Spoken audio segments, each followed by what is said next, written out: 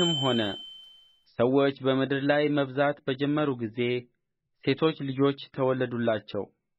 የእግዚአብሔር ልጆችም የሰውን ሴቶች ልጆች መልካሞች እንደ ሆኑ አዩ። ከመረጡአቸውም ሁሉ ሚስቶችን ለራሳቸው ወሰዱ። እግዚአብሔርም መንፈሴ በሰው ላይ ለዘላለም አይኖርም፣ እርሱ ሥጋ ነውና ዘመኖቹም 120 ዓመት ይሆናሉ አለ። በእነዚያ ወራት ኔፊሊም በምድር ላይ ነበሩ። ደግሞም ከዚያ በኋላ የእግዚአብሔር ልጆች የሰውን ሴቶች ልጆች ባገቡ ጊዜ ልጆችን ወለዱላቸው። እነርሱም በዱሮ ዘመን ስማቸው የታወቀ ኃያላን ሆኑ። እግዚአብሔርም የሰው ክፋት በምድር ላይ እንደ በዛ የልቡም አሳብ ምኞትም ሁልጊዜ ፈጽሞ ክፉ እንደ ሆነ አየ። እግዚአብሔርም ሰውን በምድር ላይ በመፍጠሩ ተጸጸተ፣ በልቡም አዘነ። እግዚአብሔርም የፈጠርሁትን ሰው ከምድር ላይ አጠፋዋለሁ፣ ከሰው እስከ እንስሳ እስከ ተንቀሳቃሾችም እስከ ሰማይ ወፍም ድረስ ስለ ፈጠርኋቸው ተጸጽቻለሁና አለ። ኖኅ ግን በእግዚአብሔር ፊት ሞገስን አገኘ። የኖኅ ትውልድ እንዲህ ነው። ኖኅም በትውልዱ ጻድቅ ፍጹምም ሰው ነበረ። ኖኅ አካሄዱን ከእግዚአብሔር ጋር አደረገ። ኖኅም ሦስት ልጆችን ሴምን፣ ካምን፣ ያፌትንም ወለደ። ምድርም በእግዚአብሔር ፊት ተበላሸች፣ ምድርም ግፍን ተሞላች። እግዚአብሔርም ምድርን አየ፣ እነሆም ተበላሸች፣ ሥጋን የለበሰ ሁሉ በምድር ላይ መንገዱን አበላሽቶ ነበር። እግዚአብሔርም ኖኅን አለው፣ የሥጋ ሁሉ ፍጻሜ በፊቴ ደርሶአል፣ ከእነርሱ የተነሣ ምድር በግፍ ተሞልታለችና እኔም እነሆ ከምድር ጋር አጠፋቸዋለሁ። ከገፈር እንጨት መርከብን ለአንተ ሥራ፣ በመርከቢቱም ጉርጆችን አድርግ፣ በውስጥዋም በውጭም በቅጥራን ለቅልቃት። እርስዋንም እንዲህ ታደርጋታለህ: የመርከቢቱ ርዝመት 300 ክንድ፣ ወርድዋ 50 ክንድ፣ ከፍታዋ 30 ክንድ ይሁን። ለመርከቢቱም መስኮትን ታደርጋለህ፣ ከቁመትዋም ክንድ ሙሉ ትተህ ጨርሳት። የመርከቢቱንም በር በጎንዋ አድርግ። ታችኛውንም ሁለተኛውንም ሦስተኛውንም ደርብ ታደርግላታለህ። እኔም እነሆ ከሰማይ በታች የሕይወት ነፍስ ያለውን ሥጋ ሁሉ ለማጥፋት በምድር ላይ የጥፋት ውኃን አመጣለሁ። በምድር ላይ ያለው ሁሉ ይጠፋል። ቃል ኪዳኔንም ከአንተ ጋር አቆማለሁ። ወደ መርከብም አንተ ልጆችህንና ሚስትህን የልጆችህንም ሚስቶች ይዘህ ትገባለህ። ከአንተ ጋር በሕይወት ይኖሩ ዘንድ ሥጋ ካለው ከሕያው ሁሉ ሁለት ሁለት እያደረግህ ወደ መርከብ ታገባለህ።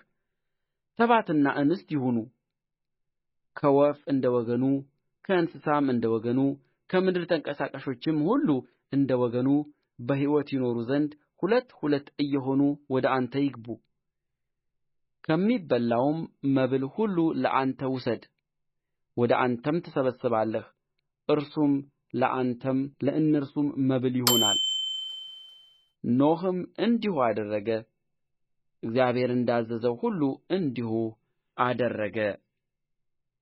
እግዚአብሔርም ኖኅን አለው፣ አንተ ቤተሰቦችህን ሁሉ ይዘህ ወደ መርከብ ግባ።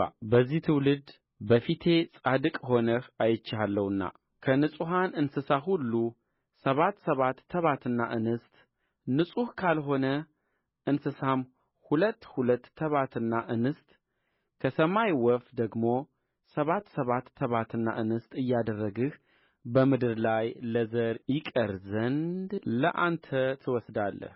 ከሰባት ቀን በኋላ 40 ቀንና 40 ሌሊት በምድር ላይ ዝናብ አዘንባለሁና የፈጠርሁትንም ፍጥረት ሁሉ ከምድር ላይ አጠፋለሁና። ኖኅም እግዚአብሔር እንዳዘዘው ሁሉ አደረገ።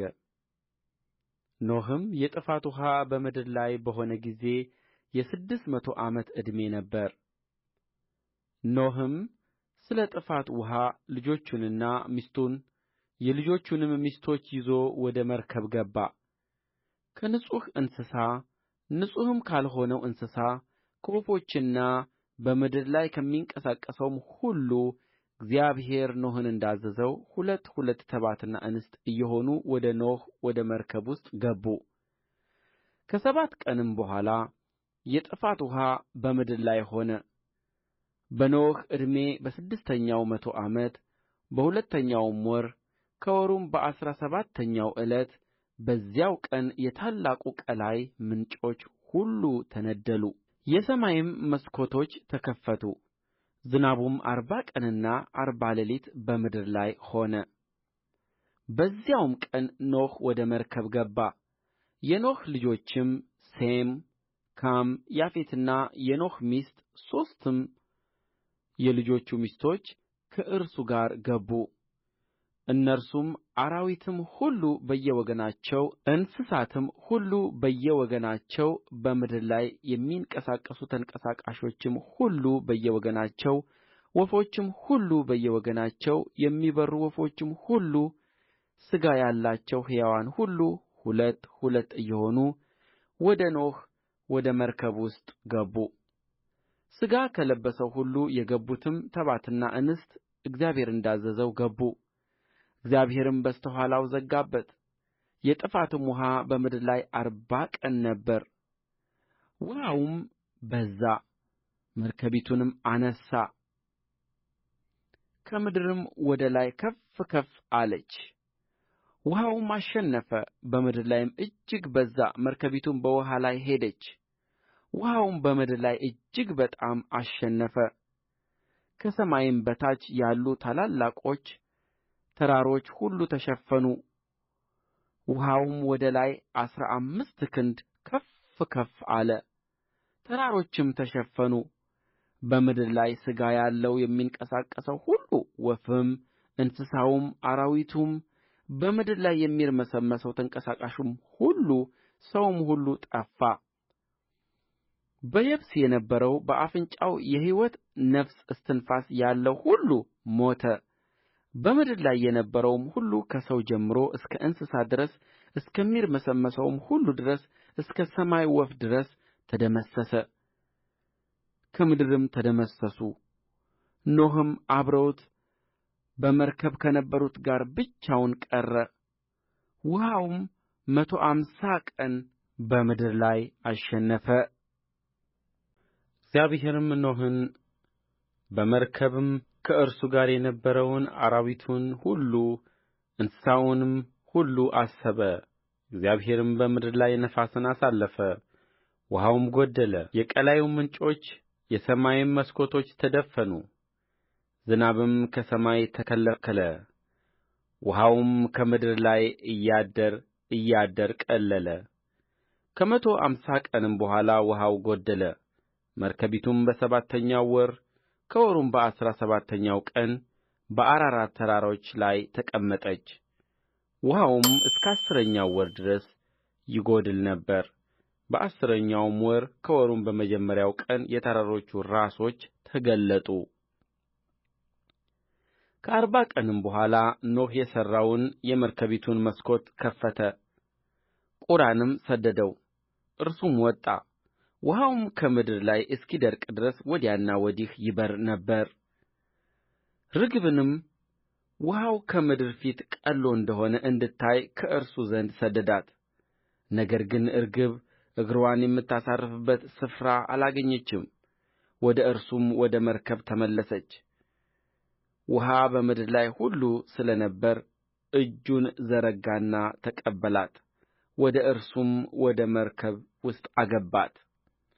ከዚያም በኋላ ደግሞ እስከ 7 ቀን ቆየ። ርግብንም እንደ ገና ከመርከብ ሰደደ። ርግብም በማታ ጊዜ ወደ እርሱ ተመለሰች፣ በአፍዋም እነሆ የለመለመ የወይራ ቅጠል ይዛ ነበር። ኖኅም ከምድር ላይ ውኃ እንደ ቀለለ አወቀ። ደግሞ እስከ 7 ቀን ቆየ፣ ርግብንም ሰደዳት፣ ዳግመኛም ወደ እርሱ አልተመለሰችም። በኖኅ ዕድሜ በ601 ዓመት በመጀመሪያው ወር ከወሩም በመጀመሪያው ቀን ውኃው ከምድር ላይ ደረቀ። ኖኅም የመርከቢቱን ክዳን አነሣ፣ እነሆም ውኃው ከምድር ፊት እንደ ደረቀ አየ። በሁለተኛውም ወር ከወሩም በሀያ ሰባተኛው ቀን ምድር ደረቀች። እግዚአብሔርም ለኖኅ እንዲህ ብሎ ነገረው። አንተ ሚስትህንና ልጆችህን የልጆችህንም ሚስቶች ይዘህ ከመርከብ ውጣ። ከአንተ ጋር ያሉትን አራዊት ሁሉ፣ ሥጋ ያላቸውንም ሁሉ፣ ወፎችንና እንስሶችን ሁሉ፣ በምድር ላይ የሚንቀሳቀሱትንም ሁሉ ከአንተ ጋር አውጣቸው። በምድር ላይ ይርመስመሱ ይዋሉም፣ በምድርም ላይ ይብዙ። ኖኅም ልጆቹንና ሚስቱን የልጆቹንም ሚስቶች ይዞ ወጣ። አራዊት ሁሉ፣ ተንቀሳቃሾች ሁሉ፣ ወፎችም ሁሉ፣ በምድር ላይ የሚርመሰመሰው ሁሉ በየዘመዳቸው ከመርከብ ወጡ። ኖኅም ለእግዚአብሔር መሠዊያን ሠራ፣ ከንጹሕ እንስሳ ሁሉ ከንጹሐን ወፎችም ሁሉ ወሰደ። በመሠዊያውም ላይ መሥዋዕትን አቀረበ። እግዚአብሔርም መልካሙን መዓዛ አሸተተ።